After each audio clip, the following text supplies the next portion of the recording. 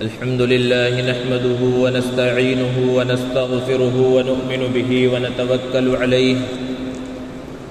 ونعوذ بالله من شرور أنفسنا ومن سيئات أعمالنا من يهده الله فلا مضل له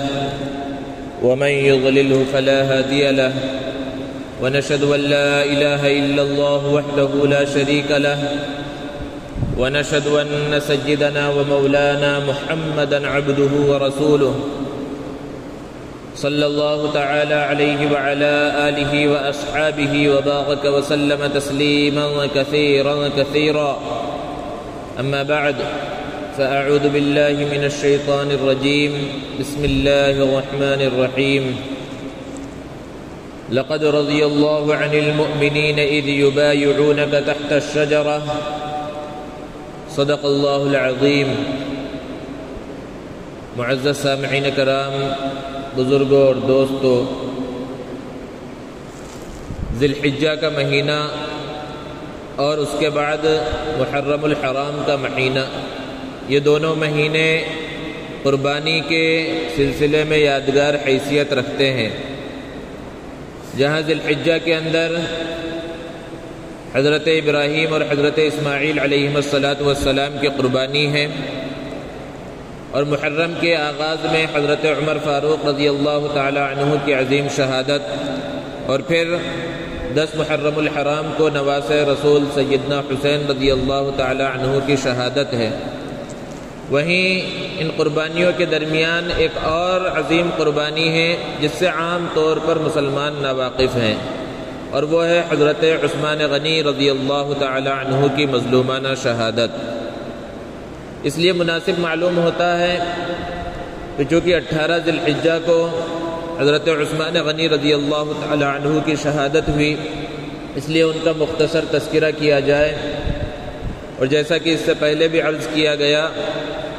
کہ اللہ کے رسول صلی اللہ علیہ وسلم کے صحابہ کا تذکرہ کرنا بھی باعث خیر و برکت ہے. حضرت عثمان غنی رضی اللہ تعالی عنہ عام الفیل کے 6 سال کے بعد پیدا ہوئے. حضرت عثمان کا جو خاندان تھا وہ دور جا کر حضور اکرم صلی اللہ علیہ وسلم کے خاندان سے بھی ملتا ہے. دور کا رشتہ پہلے سے ہی تھا، یعنی حضرت عثمان غنی رضی اللہ تعالی عنہ حضور اکرم صلی اللہ علیہ وسلم کے پھوپھی کے نواسے تھے. بچپن سے ہی حلم، بردباری، شرم و حیا، یہ عمدہ صفات ان کے اندر کوٹ کوٹ کر بھری ہوئی تھی. اور مکہ المکرمہ کے ماحول کے اندر جو جاہلانہ ماحول تھا وہاں پر زندگی گزاری، لیکن جتنے غلط کام اور برے کام وہاں پر ہو رہے تھے، اگر ہم تاریخ کو اٹھا کر دیکھیں تو پتہ چلے گا کہ حضرت عثمان غنی رضی اللہ تعالی عنہ کبھی ان چیزوں کے قریب نہیں گئے. حضرت عثمان کی عمر کا 34واں سال ہے. اللہ کے رسول صلی اللہ علیہ وسلم کو نبوت سے سرفراز کیا گیا. حضرت ابو بکر صدیق رضی اللہ تعالی عنہ نے ابتدا میں بالکل اسلام قبول کیا، اور حضرت عثمان ان کے دوست تھے، تو حضرت ابو بکر صدیق رضی اللہ تعالی عنہ کی دعوت پر حضرت عثمان غنی رضی اللہ تعالی عنہ نے بالکل آغاز میں ہی اسلام قبول کر لیا. اور حضرت عثمان کا خاندان کوئی معمولی خاندان نہیں تھا اور غریب خاندان بھی نہیں تھا. اس کے باوجود بھی جب آپ نے اسلام قبول کیا تو آپ پر ظلم و ستم کے پہاڑ ڈھائے گئے. لیکن جب لوگوں نے سمجھ لیا کہ ان کو تکلیف دینے سے کچھ بھی اثر ہونے والا نہیں ہے، یہ اسلام کو چھوڑنے والے نہیں ہیں، تو پھر لوگوں نے ان کو ان کے حال پر چھوڑ دیا. سفر، حضر، ہر مقام پر اللہ کے رسول صلی اللہ علیہ وسلم کے ساتھ رہے. شرم و حیا کا عالم کیا ہے کہ اللہ کے رسول صلی اللہ علیہ وسلم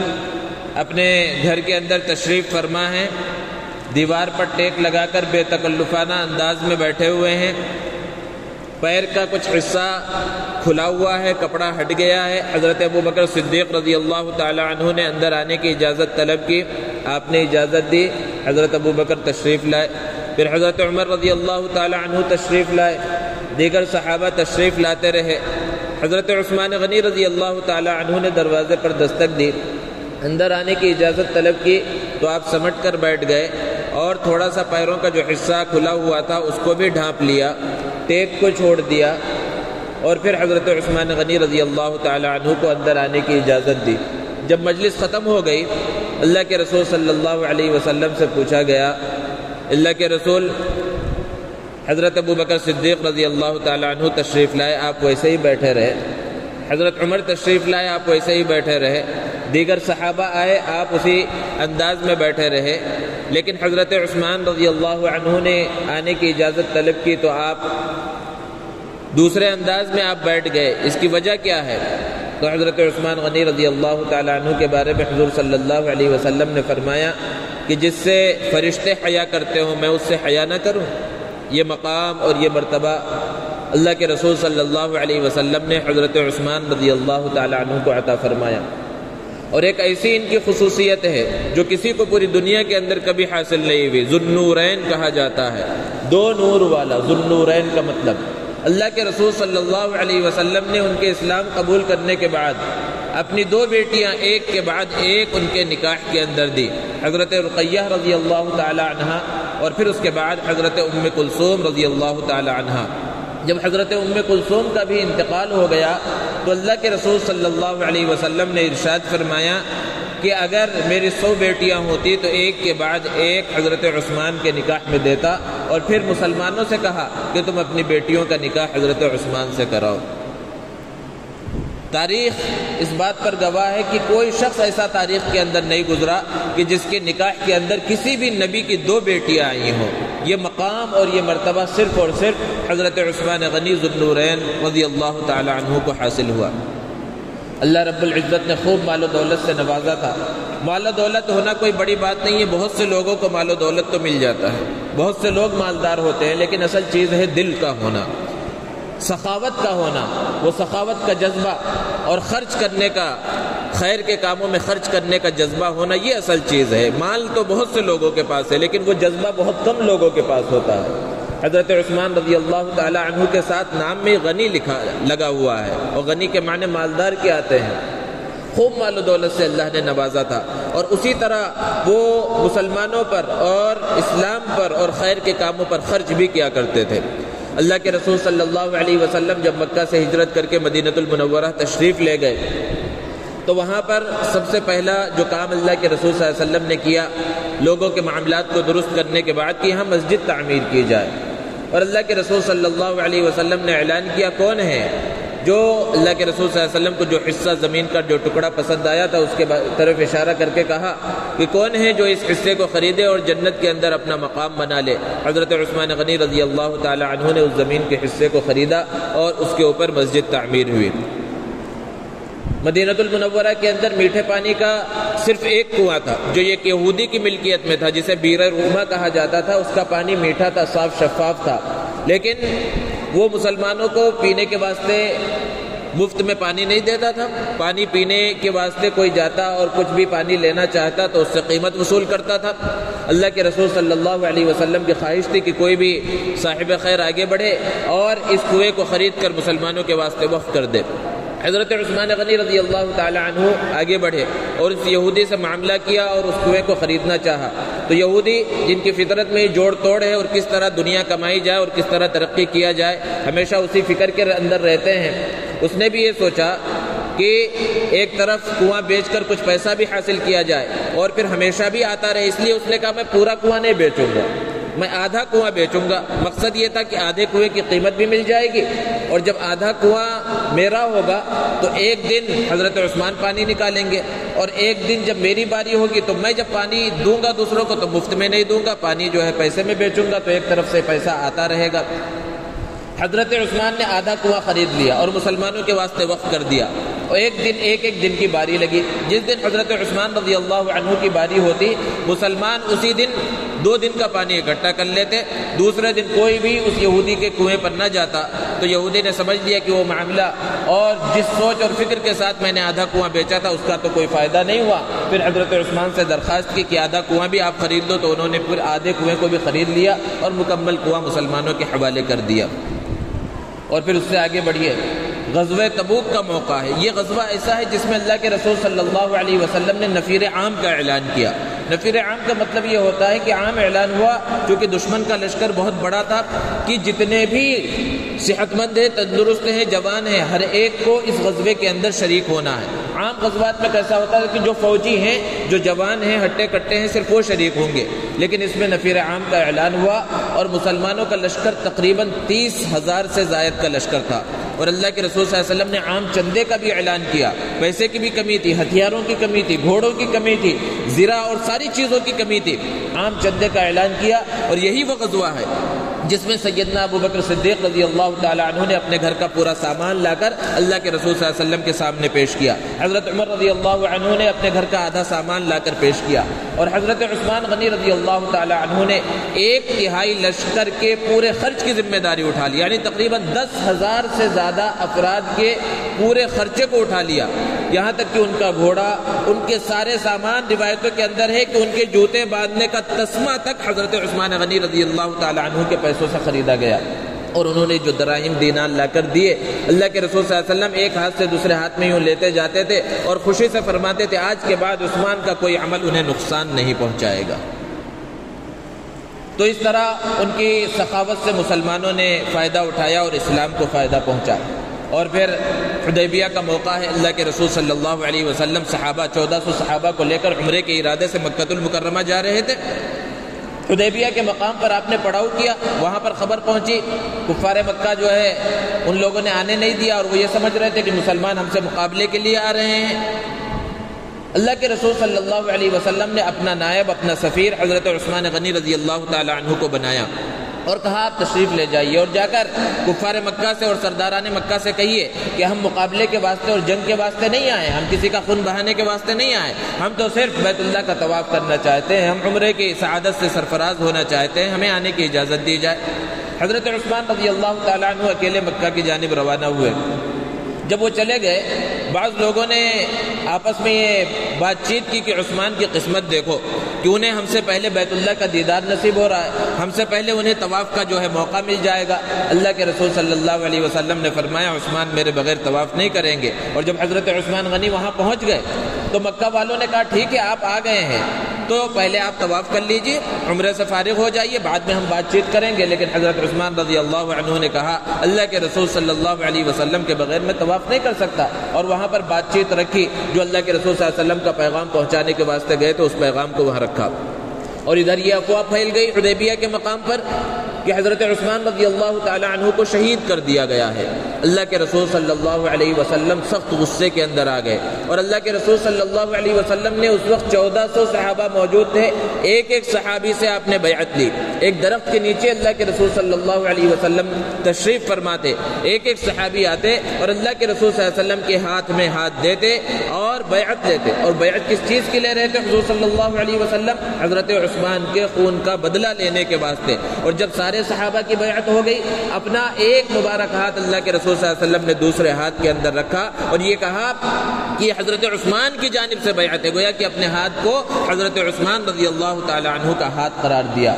اسی بیعت کا تذکرہ کرتے ہوئے اللہ رب العزت نے ارشاد فرمایا لقد رضی اللہ عن المؤمنین اذ یبایعونک تحت الشجرہ، کہ اللہ ان مسلمانوں سے راضی ہو گیا جو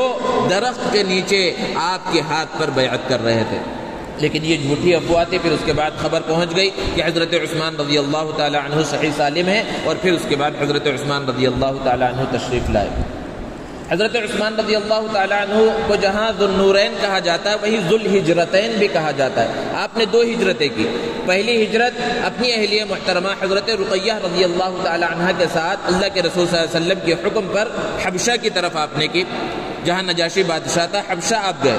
وہاں کچھ دنوں تک رہے۔ پھر ایک جھوٹی خبر وہاں پر پہنچی کہ اب مکہ میں مسلمان صحیح حالت میں ہیں، کفار مکہ اور سرداران مکہ اب مسلمانوں کو تکلیف نہیں پہنچا رہے۔ یہ سن کر کہ اب اچھی خبر ہے، اب یہاں رہنے کی ضرورت نہیں ہے، واپس مکہ المکرمہ پہنچے۔ لیکن جب یہاں پہنچے تو دیکھا یہاں کے حالات تو ویسے کے ویسے ہیں، وہ خبر جھوٹی تھی۔ پھر دوسری ہجرت اللہ کے رسول صلی اللہ علیہ وسلم کے حکم سے حضرت عثمان رضی اللہ تعالی عنہ نے اپنی اہلیہ محترمہ اللہ کے رسول صلی اللہ علیہ وسلم کے صاحبزادی حضرت رقیہ کے ساتھ مدینۃ المنورہ کی طرف آپ نے دوسری ہجرت کی۔ اور جب اسلام کا پہلا غزوہ ہونے والا ہے، پہلی جنگ بدر، کون سا مسلمان ایسا ہوگا جس کی اس کے اندر شرکت کی خواہش نہ ہو؟ حضرت عثمان رضی اللہ تعالی عنہ کی بھی خواہش تھی کہ اس غزوے کے اندر شریک ہوں، لیکن جب غزوہ بالکل قریب آیا، جنگ بدر کا موقع آیا، اللہ کے رسول صلی اللہ علیہ وسلم کے جگر کا ٹکڑا آپ کی صاحبزادی حضرت رقیہ رضی اللہ تعالی عنہ بیمار ہو گئی۔ حضرت رقیہ جب بیمار ہو گئی، اللہ کے رسول صلی اللہ علیہ وسلم نے حضرت عثمان کو حکم دیا کہ آپ مدینۃ المنورہ میں ٹھہرے، اپنی اہلیہ کی تیمارداری کریں اور مدینۃ المنورہ کی بھی نگرانی کریں، اس کا خیال رکھیں، ہم لوگ جنگ کے اندر جاتے ہیں۔ اور اس طرح حضرت عثمان رضی اللہ تعالی عنہ اپنی اہلیہ محترمہ حضرت رقیہ جو اللہ کے رسول صلی اللہ علیہ وسلم کی صاحبزادی ہے، ان کی دیکھ بھال اور مدینے کی دیکھ بھال اور حفاظت کے واسطے مدینے میں رک جاتے ہیں، اور ادھر پہلا غزوہ ہوتا ہے، پہلی جنگ ہوتی ہے اور عظیم فتح مسلمانوں کو حاصل ہوتی ہے۔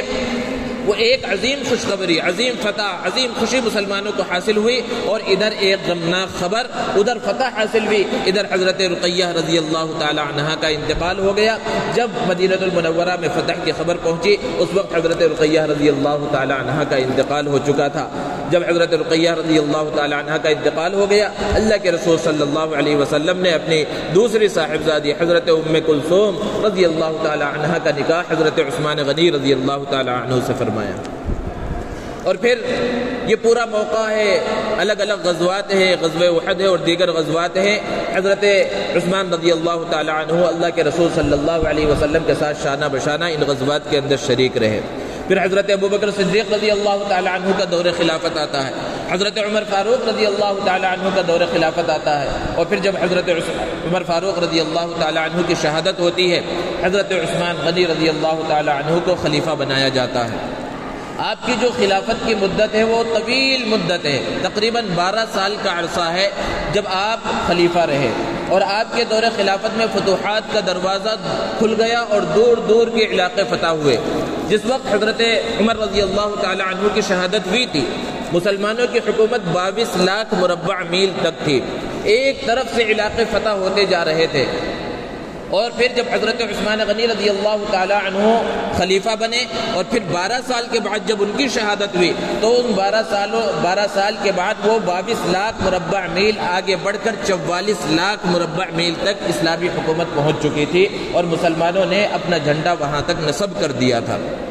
حضرت عثمان رضی اللہ تعالی عنہ کے جو دور خلافت ہے اس کے 2 حصے کیے جا سکتے ہیں۔ ایک پہلا حصہ 6 سال کا، یہ بالکل امن و امان کا دور ہے اور فتوحات کا دور ہے، اور باقی جو دوسرا 6 سال کا عرصہ ہے یہ خانہ جنگی کا دور ہے۔ 6 سال کے بعد اختلافات شروع ہوتے ہیں۔ انہی خلافت کی مدت میں ایک اہم کام جو حضرت عثمان غنی رضی اللہ تعالی عنہ نے انجام دیا وہ جمع قرآن کا ہے، قرآن کو جمع کرنے کا ہے، کیونکہ اللہ کے رسول صلی اللہ علیہ وسلم کے زمانے میں جب قرآن نازل ہوتا تھا تو باقاعدہ جس طرح ابھی ہمارے سامنے کتاب میں موجود ہے، اس طرح کتاب میں نہیں لکھا جاتا تھا، بلکہ کبھی چمڑے پر لکھ دیا گیا، کبھی ہڈی پر، کبھی پتے پر اور پتھروں پر، اس طرح قرآن کی آیتیں لکھی جاتی۔ اللہ کے رسول صلی اللہ علیہ وسلم سے بتا دیتے کہ اس آیت کو اس آیت کے بعد رکھنا ہے۔ اس طرح پورا قرآن صحابہ کے پاس موجود تھا، لیکن باقاعدہ ایک جگہ پر موجود نہیں تھا۔ حضرت ابوبکر صدیق رضی اللہ تعالی عنہ کے دور خلافت میں 70 صحابہ جو قرآن کے قاری تھے، حافظ تھے، ایک ساتھ ان کی جب شہادت ہو گئی تو حضرت عمر رضی اللہ تعالی عنہ کے کہنے پر، ان کے مشورے پر قرآن کے جمع کرنے کا کام کیا گیا، اور حضرت زید بن ثابت رضی اللہ تعالی عنہ کو ذمہ داری دی گئی کہ پورا قرآن صحابہ کے پاس جو موجود ہے 2 گواہوں کے ساتھ جمع کیا جائے۔ گواہ کس بات کے؟ وہ اس بات کے 2 گواہ لے کر آئے کہ یہ آیت کا جو ٹکڑا میرے پاس موجود ہے یہ اللہ کے رسول صلی اللہ علیہ وسلم نے مجھے لکھوایا ہے، اور اس طرح پورا قرآن جمع ہو گیا۔ لیکن جب وہ جمع ہو گیا تو اس کو ایک جگہ پر بند کر کے دارالخلافہ میں رکھ دیا گیا، اس کو باقاعدہ کتاب کی شکل میں اس وقت بھی نہیں لکھا گیا۔ پھر حضرت عمر رضی اللہ تعالی عنہ کا دور خلافت آیا، آپ فتوحات کے اندر مشغول رہے، پھر وہ جمع قرآن کی طرف آپ نے توجہ نہیں دی۔ پھر اس کے بعد جب حضرت عثمان رضی اللہ تعالی عنہ کا دور خلافت آیا تو انہوں نے وہ جو قرآن جمع کیا گیا تھا اس کو دوبارہ نکالا، اور پھر سے حضرت زید بن ثابت رضی اللہ تعالی عنہ جو کاتبین وحی میں سے بہت بڑی حیثیت رکھتے ہیں ان کو ذمہ داری دی گئی، اور دوبارہ قرآن مجید کو لکھا گیا، جمع کیا گیا، اور روایتوں سے پتہ چلتا ہے کہ 7 نسخے اس وقت بنائے گئے، اور باقاعدہ ایک نسخہ حضرت عثمان غنی رضی اللہ تعالی عنہ نے اپنے مبارک ہاتھوں سے لکھا، اور وہ نسخہ جو 1450 سال پہلے حضرت عثمان رضی اللہ تعالی عنہ نے اپنے ہاتھوں سے لکھا تھا، وہ قرآن کا نسخہ ترکی کے میوزیم کے اندر آج بھی موجود ہے۔ جو لوگ عمرے کے اندر گئے ہوں گے تو مدینہ المنورہ میں اس اصل نسخے کی کاپی، فوٹو کاپی وہاں پر میوزیم، مسجد نبوی کا جو میوزیم ہے چھوٹا سا، وہاں پر وہ موجود ہے، اصل نسخہ ترکی کے اندر موجود ہے۔ تو یہ بہت بڑا کام حضرت عثمان غنی رضی اللہ تعالی عنہ نے انجام دیا۔ اور دوسرا اہم بڑا کام مسجد نبوی کی تعمیر اور توسیع تھی، کیونکہ اللہ کے رسول صلی اللہ علیہ وسلم کے زمانے میں جو مسجد بنی تھی وہ مسجد چھوٹے حصے پر تھی، اور مسجد کچی بھی تھی، پکی عمارت نہیں بنی تھی، اوپر سے جھوپڑی کی شکل میں تھی، اور جو تنے استعمال کیے گئے تھے کھجور کے تنے استعمال کیے گئے تھے۔ اور حضرت ابوبکر اور حضرت عمر رضی اللہ عنہما ان کے دور خلافت میں مسجد میں توسیع تو ہوئی، لیکن توسیع بھی اسی انداز میں ہوئی، یعنی کچی عمارت ہی باقی رکھی گئی۔ لیکن جب حضرت عثمان غنی رضی اللہ تعالی عنہ کا دور آیا تو آپ نے اس پوری عمارت کو منہدم کیا اور پکی عمارت بنوائی۔ جو ستون استعمال کیے گئے، پتھر کے ستون استعمال کیے، اور منقش جس کے اندر نقش و نگار بنے ہوئے تھے، عمدہ قسم کی چھت استعمال کی گئی بنانے میں۔ بہت سے لوگوں نے اس وقت اعتراض کیا کہ آپ وہ کام کر رہے ہیں جو کام اللہ کے رسول صلی اللہ علیہ وسلم نے نہیں کیا، اور آپ کے پیشرو حضرت ابوبکر اور حضرت عمر نے نہیں کیا، پھر آپ وہ کام کیسے کر رہے ہیں؟ حضرت عثمان غنی رضی اللہ تعالی عنہ نے اس وقت ارشاد فرمایا کہ جس وقت پہلی مرتبہ مسجد نبوی کی تعمیر ہو رہی تھی تو تم لوگوں کا حال کیا تھا؟ تم ابھی تازہ مکہ سے آئے تھے، تمہارے تو گھر بھی نہیں تھے، یہاں انصار کے گھر تھے، ان کے بھی کچے پکے گھر تھے، جھوپڑیوں کے گھر تھے، پکا گھر کسی کا مدینے میں نہیں تھا۔ تو اس اعتبار سے، اس زمانے کے اعتبار سے مسجد بنائی گئی، لیکن فتوحات کا دروازہ کھلا اور تمہارے گھر بڑے بڑے بننے شروع ہوئے، عالیشان بننے شروع ہوئے، پکے گھر، پتھروں کے گھر اور منقش پتھر لگنے شروع ہوئے۔ تو اب ضرورت اس بات کی ہے کہ جتنے اچھے تمہارے گھر بن رہے ہیں اس سے اچھی مسجد بنے، تاکہ تمہارا دل مسجد کے اندر لگے۔ اور زمانے کا خیال کرتے ہوئے حضرت عثمان غنی رضی اللہ تعالی عنہ نے اسی زمانے کے اندر منقش پتھر لگوائے اور قیمتی جو ہے چھت اس کے اندر استعمال کی گئی، اور ساری بہت خوبصورت مسجد حضرت عثمان رضی اللہ تعالی عنہ نے تعمیر کروائی۔ آپ کے ہی زمانے میں سب سے پہلے بحری بیڑے تیار کیے گئے۔ حضرت امیر معاویہ رضی اللہ تعالی عنہ نے حضرت عمر رضی اللہ تعالی عنہ سے اجازت طلب کی تھی کہ آپ جو ہے ہمیں بحری بیڑے بنانے کی اجازت دیجیے، تو حضرت عمر نے انکار کر دیا تھا یہ کہہ کر کہ ابھی ہمیں سمندر کے اندر جا کر جنگ کرنے کا تجربہ نہیں ہے، کہیں مسلمانوں کا زیادہ جانی مالی نقصان نہ ہو جائے، اس لیے آپ نے اجازت نہیں دی۔ پھر جب حضرت عثمان رضی اللہ تعالی عنہ کا دور خلافت آیا، حضرت امیر معاویہ رضی اللہ تعالی عنہ نے ان سے بھی اجازت طلب کی، انہوں نے بھی منع کر دیا اور کہا بیت المال کے اندر اتنی وسعت نہیں ہے کہ بحری بیڑے بنانے کی اجازت دی جائے، جنگی جہاز تیار کرنے کی اجازت دی جائے، اس کی جو ہے گنجائش نہیں ہے۔ حضرت امیر معاویہ رضی اللہ تعالی عنہ نے فرمایا تھا کہ اجازت دینا آپ کا کام ہے، باقی سارے انتظامات ہم کریں گے۔ حضرت عثمان رضی اللہ تعالی عنہ نے اجازت دی، اور اس وقت 17 بحری بیڑے حضرت عثمان غنی رضی اللہ تعالی عنہ کے دور خلافت میں تیار کیے گئے۔ جو آخر کے 6 سال کا عرصہ ہے جس میں حضرت عثمان غنی رضی اللہ تعالی عنہ کے خلاف طرح طرح کے الزامات لوگوں نے لگانے شروع کیے، اور خانہ جنگی کے جیسا ماحول ہو گیا، افراتفری کا ماحول ہے۔ ان اعتراضات میں سے کچھ اعتراضات تو ایسے تھے جس کی کوئی حقیقت نہیں، اعتراضات کی بعض اعتراضات یہ کیے گئے کہ آپ جو ہے اپنے خاندان والوں کو بڑے بڑے عہدے دے رہے ہیں، اسی طرح بیت المال کا غلط استعمال کیا جا رہا ہے، مسلمانوں کے پیسے کا غلط استعمال ہو رہا ہے۔ یہ سارے ایسے اعتراضات تھے جن کے اندر کوئی دم نہیں ہے، لیکن جب لوگوں نے فساد سوچ ہی لیا تھا وہ فساد مچاتے چلے جا رہے تھے۔ اور اللہ کے رسول صلی اللہ علیہ وسلم نے تو حضرت عثمان رضی اللہ تعالی عنہ کو پہلے ہی شہادت کی خوشخبری دی تھی، اور یہ بھی کہا تھا کہ اگر اللہ رب العزت تمہیں خلافت کی قمیص پہنا دے تو اپنے سے پھر یہ قمیص مت اتارنا، یعنی لوگوں کے دباؤ میں آ کر اور لوگوں کے کہنے میں آ کر خلافت کو چھوڑ نہ دینا۔ اس وقت صحابہ کرام رضوان اللہ تعالی علیہم جو بڑے بڑے صحابہ موجود تھے، انہوں نے اجازت طلب کی کہ آپ اجازت طلب کی، یہ جو مفسدین ہیں، یہ جو فسادی اور بلوائی ہر طرف پھیلے ہوئے ہیں، ہم ان سے مقابلہ کریں گے۔ حضرت عثمان رضی اللہ تعالی عنہ نے منع کر دیا اور کہا میں ایسا پہلا خلیفہ نہیں بننا چاہتا جس کے بارے میں یہ مشہور ہو جائے کہ اس نے مسلمانوں کا ہی خون بہایا ہے اور اپنے لوگوں کا خون بہایا، اس لیے ان سے مقابلے کی اجازت نہیں دی۔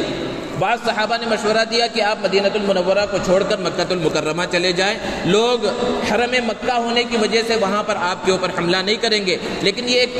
مدینہ المنورہ کو چھوڑنا گویا کہ خلافت کو چھوڑنا تھا، اور اللہ کے رسول صلی اللہ علیہ وسلم کا حکم تھا کہ خلافت اگر مل جائے تو اس کو چھوڑنا نہیں ہے۔ اس رائے کو بھی حضرت عثمان غنی رضی اللہ تعالی عنہ نے رد کر دیا اور اس کو قبول نہیں کیا۔ بہرحال حضرت عثمان غنی رضی اللہ تعالی عنہ کی شہادت کا وقت قریب آیا۔ لوگ جو ہے بیت الخلافہ جو دار الخلافہ ہے اس کا لوگوں نے محاصرہ کر لیا، بلوائیوں نے، مفسدین نے، فسادیوں نے حضرت عثمان غنی رضی اللہ تعالی عنہ کے گھر کا محاصرہ کر لیا، اور بہت بڑا گھر تھا، تقریباً 100 صحابہ کرام رضوان اللہ تعالی علیہم اجمعین اندر موجود تھے۔ وہ اجازت چاہ رہے تھے کہ ان سے مقابلہ کیا جائے۔ حضرت زبیر رضی اللہ تعالی عنہ، عبداللہ ابن زبیر، بڑے بڑے صحابہ موجود تھے۔ حضرت حسن، حضرت حسین رضی اللہ عنہما دروازے کے اوپر پہرا دے رہے ہیں۔ حضرت علی رضی اللہ تعالی عنہ موجود ہے۔ آپ کے پاس وہ کنواں جس کو خرید کر حضرت عثمان غنی رضی اللہ تعالی عنہ نے مسلمانوں کے حوالے کیا تھا، اس کنویں کا پانی آپ کے اوپر روک دیا۔ اور وہ مسجد جس کی زمین حضرت عثمان غنی رضی اللہ تعالی عنہ نے خرید کر مسلمانوں کے لیے وقف کی تھی اور پھر اس کی تعمیر و توسیع کے اندر حصہ لیا تھا، اس مسجد میں نماز پڑھنے سے آپ کو منع کر دیا گیا، روک دیا گیا۔ حضرت عثمان غنی رضی اللہ تعالیٰ عنہ ان کو سمجھاتے رہے، گھر کی چھت پر آئے، بلوائی اور فسادی ہر طرف موجود ہے، ان سے ایک بہت پرمغز خطاب کیا اور ان سے کہا کیا تمہیں معلوم نہیں ہے کہ میں ہی وہ ہوں کہ یہاں پر پانی کی ضرورت تھی، اللہ کے رسول صلی اللہ علیہ وسلم کے کہنے پر میں نے تمہارے لیے بیر روما خرید کر تمہارے لیے وقف نہیں کیا؟ لوگوں نے کہا ہاں وقف کیا تھا۔ اس طرح ایک کے بعد ایک اپنے خصوصیات حضرت عثمان غنی رضی اللہ تعالی عنہ نے گنوائی۔ سب نے کہا سب ٹھیک ہے، لیکن ان کے دل و دماغ کے اوپر پردہ پڑ چکا تھا، وہ ماننے کے واسطے تیار نہیں تھے، یہاں تک کہ پھر وہ موقع آیا کہ لوگوں نے، مفسدین نے اور بلوائیوں نے بیت الخلافہ اور دار الخلافہ کے دیواروں کے اوپر چڑھ کر اندر گھر کے اندر گھس گئے۔ اس وقت وہ موقع ہے جو شہادت کا موقع ہے حضرت عثمان غنی رضی اللہ تعالی عنہ کا۔ قرآن مجید، وہ قرآن مجید جس کو خود انہوں نے جمع کیا تھا، وہ نسخہ ان کے سامنے ہے، قرآن مجید کی تلاوت کر رہے ہیں۔ ان کی اہلیہ محترمہ وہاں پر ہیں کہ ایک بدبخت وہاں پہنچتا ہے اور ایک تلوار کا وار حضرت عثمان غنی رضی اللہ تعالی عنہ کے اوپر کرتا ہے، اہلیہ محترمہ اپنا ہاتھ آگے کرتی ہیں بچانے کے واسطے، ان کی انگلیاں کٹ جاتی ہیں اور پھر حضرت عثمان غنی رضی اللہ تعالی عنہ کو شہید کر دیا جاتا ہے۔ اور جب ان کے اوپر تلوار ماری جاتی ہے تو بدن سے جو خون نکلتا ہے وہ اس قرآن مجید کی آیت پر گرتا ہے، وہ قرآن مجید کی آیت کریمہ فَسَيَكْفِيكَهُمُ اللَّهُ کہ اللہ ان کے واسطے کافی ہے۔ اور پھر حضرت عثمان غنی رضی اللہ تعالی عنہ کی مظلومانہ شہادت ہو جاتی ہے، اور بلوائی اتنے تیز ہو چکے تھے مدینہ المنورہ کے اندر اور اتنا ان کا کنٹرول ہو چکا تھا کہ جنت البقیع کے اندر حضرت عثمان غنی رضی اللہ تعالی عنہ کو دفنانے کی انہوں نے اجازت نہیں دی، بلکہ باہر کے حصے میں کہا کہ باہر کے حصے میں دفنایا جائے۔ اور آج آپ جنت البقیع کے اندر جائیں تو آپ کو پتہ چلے گا کہ اس جنت البقیع کے اندر سب سے بڑی ہستی جو مدفون ہے وہ حضرت عثمان غنی رضی اللہ تعالی عنہ کی ہے، اگرچہ انہیں اس زمانے میں جو قبرستان چھوٹا سا تھا اس کے باہری حصے کے اندر دفن کیا گیا تھا، لیکن وہ حصہ اب اصل قبرستان کے اندر ہے، اور سب سے بڑی ہستی حضرت عثمان غنی رضی اللہ تعالی عنہ کی ہے، کیونکہ اللہ کے رسول صلی اللہ علیہ وسلم اور حضرت ابوبکر اور حضرت عمر وہ تو گنبد خضرا کے نیچے ہیں، اور وہاں جنت البقیع کے اندر سب سے بڑا مقام و مرتبہ حضرت عثمان غنی رضی اللہ تعالی عنہ کا ہے۔ اس طرح 18 ذی الحجہ کو یہ مظلومانہ شہادت حضرت عثمان غنی رضی اللہ تعالی عنہ کی ہوئی۔ دوستو، صحابہ کرام کی زندگیوں کے اور ان کی قربانیوں اور ان کی شہادت کے بیان کرنے کا مقصد یہ ہے کہ ہمارے دلوں کے اندر بھی قربانی کا جذبہ پیدا ہو، اور ہمارے دلوں کے اندر قربانی کے جذبے کے پیدا ہونے کا مطلب کیا ہے؟ قربانی کے جذبے کا پیدا ہونا یہ ہے کہ اللہ کا حکم اور نبی کریم صلی اللہ علیہ وسلم کا طریقہ جب آ جائے اپنے نفس کو قربان کر دیا جائے۔ اب وہاں اللہ کے حکم کے آگے اور نبی صلی اللہ علیہ وسلم کے فرمان کے آگے چوں چرا نہ کی جائے، اللہ کے حکم کو مانا جائے، نبی کریم صلی اللہ علیہ وسلم کے طریقے پر عمل کیا جائے، آپ کی سنتوں کے اوپر عمل کیا جائے۔ صبح سے لے کر شام تک کی زندگی، ہمارے معاملات، معاشرت، شادی بیاہ، ان سب چیزوں کے اندر اللہ کے رسول صلی اللہ علیہ وسلم کی سنتوں پر اگر ہم نے عمل نہ کیا تو پھر ہمارا یہ بولنا اور سننا یہ سب کا سب بیکار ہو جائے گا۔ اس کا فائدہ جبھی ہوگا جب ہم عمل کا ارادہ کر لیں۔ اللہ رب العزت سے دعا ہے اللہ تبارک و تعالی ہمارے دلوں کے اندر انبیاء کرام اور صحابہ کرام کی سچی پکی محبت پیدا فرمائے۔ وآخر دعوانا ان الحمد للہ رب العالمین۔